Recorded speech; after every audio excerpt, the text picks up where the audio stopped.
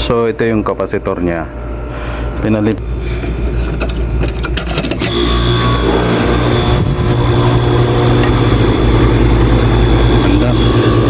My life mga uncle sa Amerika, dito na naman tayo at may siservisan na naman tayo ng aircon dito nga talaga titirahin natin to hanggang mapagana natin dahil sobrang init ngayong araw mga uncle. At dito ngayon napansin ko na to noon na may diferensya itong kanilang kapasitor dahil medyo mahina yung current ng kapasitor nila, kaya ngayon nag-decide tayo na palitan natin ng medyo mataas-taas na current.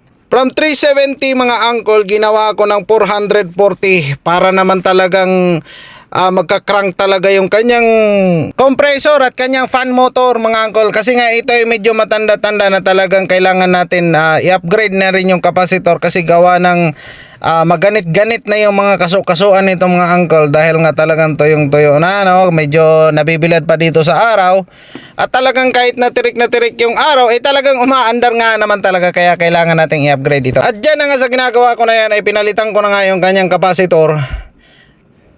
At talagang mapapawaw talaga tayo dito kapag umandar ito. Dahil ngayong araw nga nasa forecast nga hundreds nga tayo dito mga uncle. So 100 Fahrenheit ngayong araw, kaya kailangan natin tong i-upgrade bago pa. At yan na nga, kailangan ko i-secure yung capacitor mga uncle. Kasi pag yan kumawala yung capacitor sa loob, baka magdikit doon sa wire na positive. At baka yan pa yung dahilan na pumutok yung unit na yan mga uncle. Kaya kung makikita nyo naman kay tirik na tirik, ang maaga pa yan mga uncle, mga alas 11 pa yan ng umaga. Pero grabe ang panahon mga uncle, talagang 90s na kaagad. Umaga pa lang 94 na. Kaya talagang kailangan nating aksyonan ito para naman ma-happy din yung ating customer dito. Siya nga pala mga uncle, ito yung tinatawag dito sa Amerika, itong paggaganitong service, ito yung tinatawag dito na easy money. Mapapa easy money ka talaga dahil napakadali lang ng trabaho. Mas mahirap pa yung sikat ng araw, sobrang init kasi. Pero kayang-kaya. So ito yung kapasitor niya. Pinalitan natin to. Pinalitan natin ng mas mataas na current. Kasi ito, hindi siya nagtagal. Ayun, lumubo siya ulit to. Makikita nyo.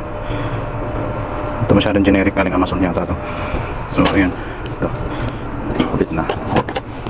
Tapos ngayon, saksak natin.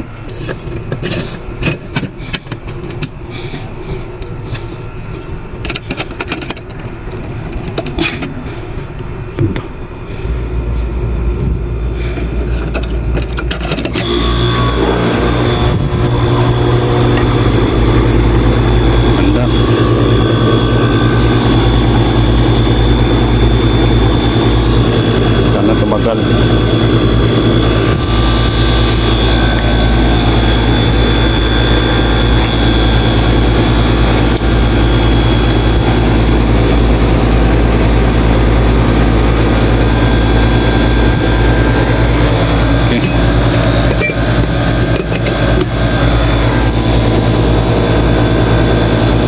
Good na good.